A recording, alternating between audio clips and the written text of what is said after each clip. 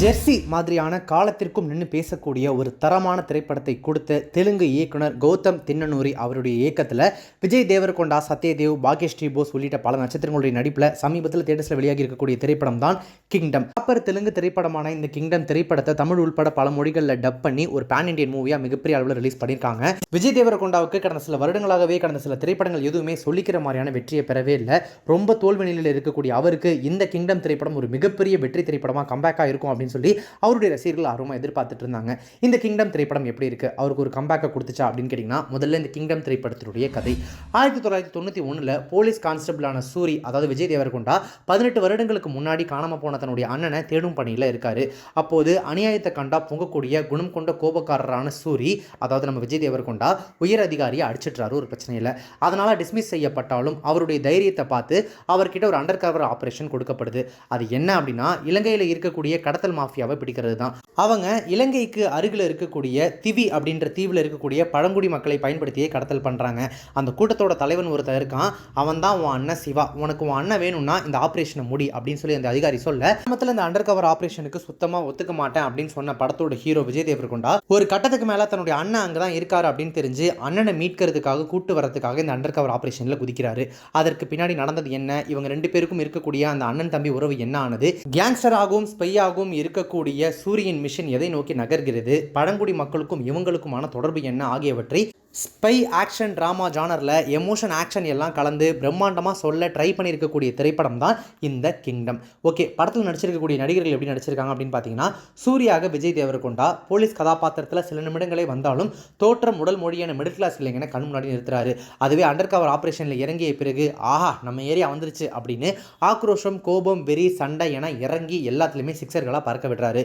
விஜய் தேவரகொண்டாவின் ஃபில்மோகிராஃபியில் இது ஒரு முக்கியமான திரைப்படமாக நிச்சயம் இருக்கும். நிறைய இடங்கள்ல தன்னுடைய கதாபாத்திரத்தினுடைய தன்மை அறிந்து நிதானமாக கையாண்டு பக்குவமான நடிப்பை வழங்கியிருக்காரு. அவருடைய ரசிகர்கள் செல்லமா அவர் ரவுடின்னு கூப்பிடுவாங்க இல்லையா, அந்த செல்ல பெயருக்கு ஏற்ற மாதிரி நிறைய விஷயங்கள் படத்தில் இருக்கு. சூப்பருகா உந்தண்டி ரவுடி அப்படின்னு சொல்ல தோணுது. ஸோ அடுத்ததாக அவருடைய அண்ணனாக சத்யதேவ் தனக்கு கொடுக்கப்பட்ட கதாபாத்திரத்தை சிறப்பாகவே செஞ்சிருக்காரு. எமோஷனல் காட்சிகளையும் சந்தர்ப்ப சூழல்களை எப்படி எதிர்கொள்றது என குடும்பக்கூடிய காட்சிகளையும் நுட்பமான முகபாவனைகளில் தன்னுடைய நடிப்பில் கவர்றாரு. நாயகி பாக்யஸ்ரீ போஸேவுக்கு சொல்லும்படி முக்கியத்துவம் கிடையாது. ப்ரொமோஷனாக வந்த ரொமான்ஸ் பாடலையுமே படத்தில் காணும். அம்மாவாக ரோகிணிக்கு ஒரே ஒரு காட்சி தான், மற்றது எல்லாமே எடிட்டில் போயிடுச்சா என்ன அப்படின்றதே தெரியல. சைக்கோ வில்லன் என்றால் பலர் மிகையான நடிப்பை கொடுத்து ஓவர் டோஸ் பண்ணிடுவாங்க.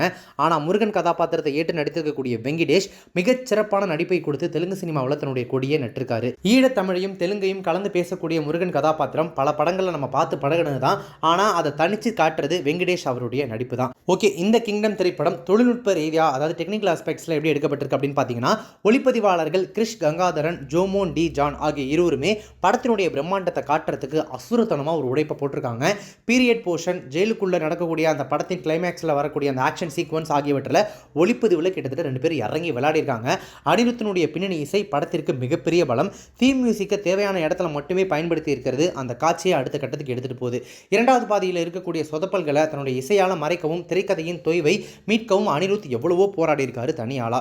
எடிட்டர் நவீன் நூலியும் கிங்டமின் கிரீடம் விடாமல் காப்பாற்ற முயற்சி பண்ணியிருக்காரு. ஒட்டுமொத்த தொழில்நுட்ப குழுவின் உழைப்பால பாலத்தில் நடக்கக்கூடிய ஆக்ஷன் காட்சி ஒன்று அட்டகாசமான திரை அனுபவமாகவே மாறி இருக்கு. அந்த சீன்லாம் கண்டிப்பாக ஆடியன்ஸ்க்கு வேற மாதிரியான எக்ஸ்பீரியன்ஸை கொடுக்கும். கதாபாத்திரங்களுடைய உணர்வுகளுக்கு முக்கியத்துவம் கொடுத்து அதை பிரதானப்படுத்துவது இயக்குனர் கௌதம் தின்னனூரியின் ஸ்டைலும் பலமும். இதற்கு முன்னாடி வந்த அவருடைய பல திரைப்படங்களை அதை நம்ம பார்த்துருப்போம்.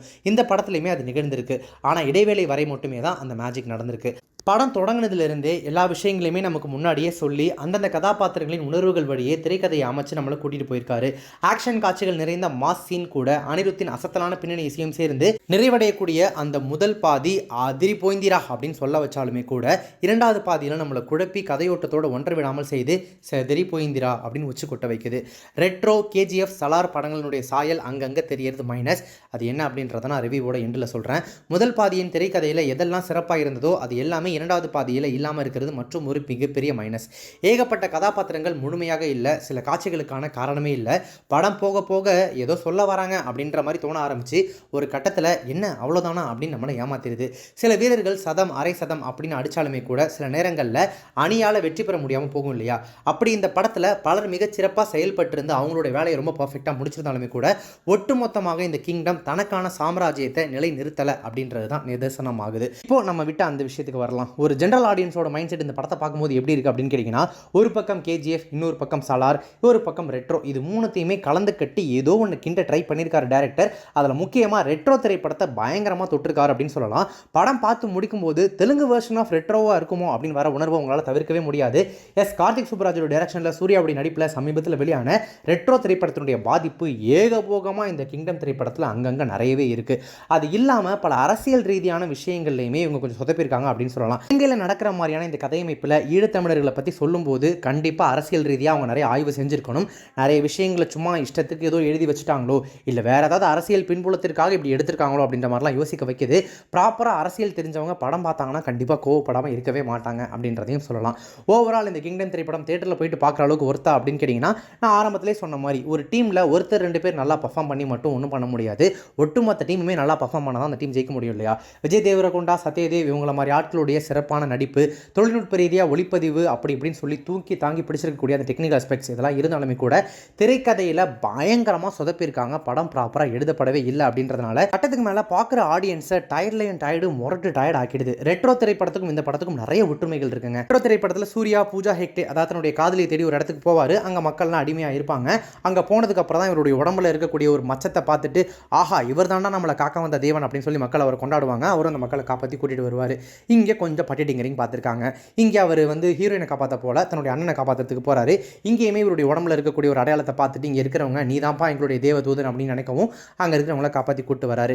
ட்ரெய்லரில் தன்னுடைய அண்ணனை தேடி போகிறார் அப்படின்னு ஒன்னே விஷால் நடித்த ஒரு பழைய படம் இருக்குது. அதுவே சுமாரான போன படம் தான். தோரணை திரைப்படத்தினுடைய பாதிப்பு இருக்குமோ அப்படின்னு நினச்சா சேச்சா அவ்வளோ பின்னாடிலாம் போக மாட்டோம்ப்பா, இப்போ ரெட்ரோ பார்த்து தான் அடிச்சிருக்கோம் அப்படின்றத சொல்லி கிங்டம் திரைப்படத்தை ஒரு சுமாரான படமாக ஆக்கிட்டாங்க. ரெட்ரோ திரைப்படமே ரொம்ப பெரிய அளவிலலாம் போகல அப்படிங்கும்போது அதனுடைய பாதிப்பில் வெளியாகி இருக்கக்கூடிய கிங்டம் திரைப்படம் எப்படி இருக்கும் அப்படின்றத நான் சொல்லி உங்களுக்கு தெரிய வேண்டியதில்லை.